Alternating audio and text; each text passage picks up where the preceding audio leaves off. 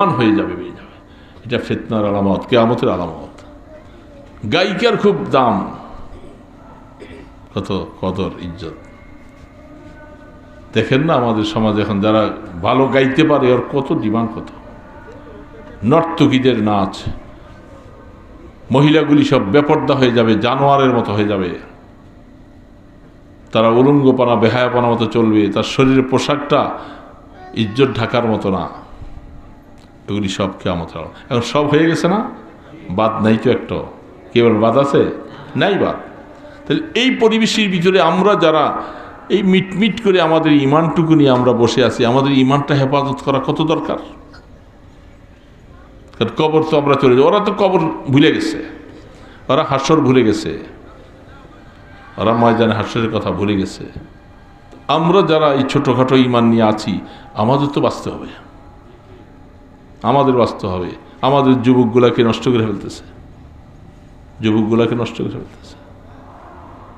যুবকরা দল বাঁধে সেখানে চলে যায়। আপনি দেখবেন মাঝে মধ্যে সারা দেশ মাহফিল করি তো, ঘুরি তো, কোনো কোনো সময় কোনো একটা মাজারের পাশে, উরুসের পাশে, যে গত পরশু দিন গেলাম এক জায়গায়, বিশাল মাজার, সেখানে চলছে নারী পুরুষের আড্ডাখানা, কি অবস্থা। যুবক যুবতীদের বাবার কাছে আসছে, সব ধুইয়া মুছা পরিষ্কার হয়ে যাবে, কোনো পাপ আর থাকবে না।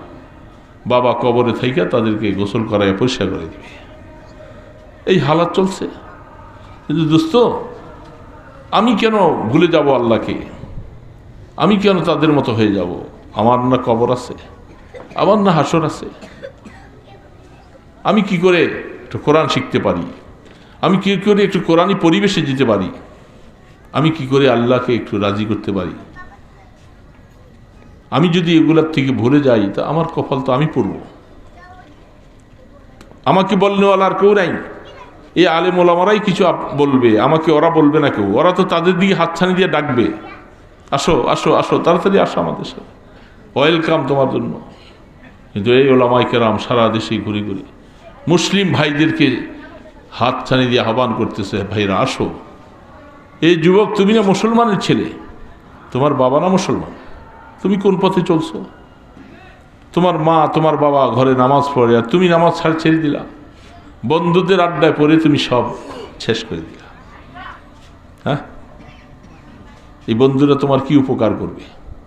তারপরে বন্ধুদের সাথে আড্ডা হতে হতে লাশ হয়ে যায়। ব্যাপারটা খুললেই আল্লাহ রসুল বলছেন, শেষ জমানায় এত বেশি হত্যা হবে, এত বেশি ধর্ষণ হবে। কেন? তাকে কে মারলো, কি জন্য মারলো, মারনেওয়ালাও জানে না, যাকে মারছে সেও বুঝে না।